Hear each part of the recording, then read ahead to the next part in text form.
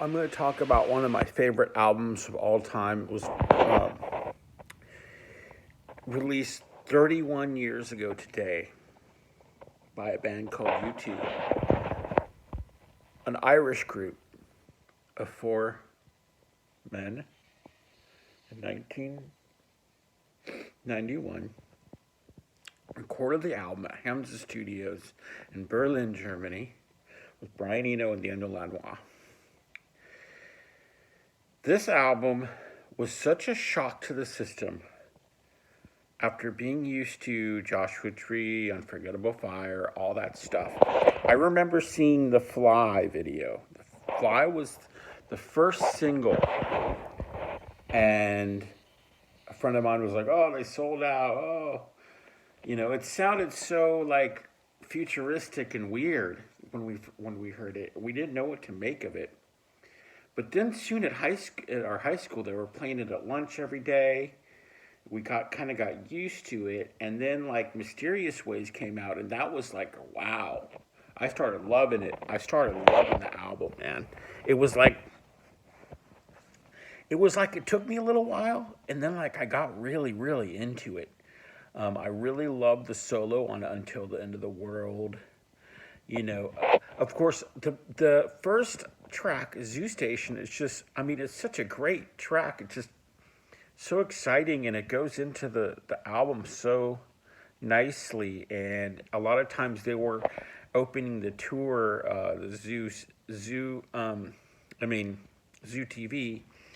They were opening the tour with that song, and it's just such a dynamic way. And usually they would go straight into Even Better Than the Real Thing, the second track, which also had a sort of a very futuristic type of video that went along with it. And of course, one was their standout ballad that was kind of like one of the most popular ballads of all time, almost like the Imagine of our day, and just so anthemic and great live showstopper. Of course, I said Until the End of the World, and then Until the End of the World was partially inspired by a Wim Wenders film of the same name.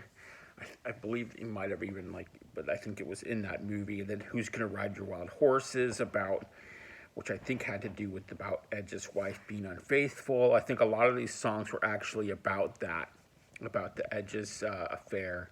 I mean, not the Edge's affair, his wife's affair, and their subsequent divorce. So Cruel may have partially been about that. I love So Cruel. The Fly, again, is just amazing in mysterious ways. Trying to Throw Your Arms Around the World is one of my favorite songs of all time. It's such a great song. I love the lyrics in that song. Ultraviolet is my favorite song of the album. If I had to choose one song of the album, Ultraviolet is amazing song.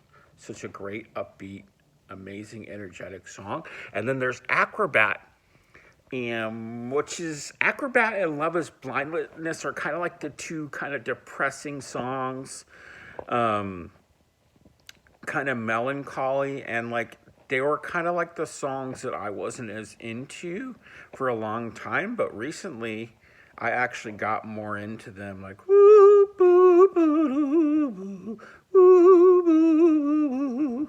So I actually got more into Love Is Blindness and Acrobat, and I mean it's a 12-track album, and there's really not a bad song on the list. I mean, it's just such a great, exciting.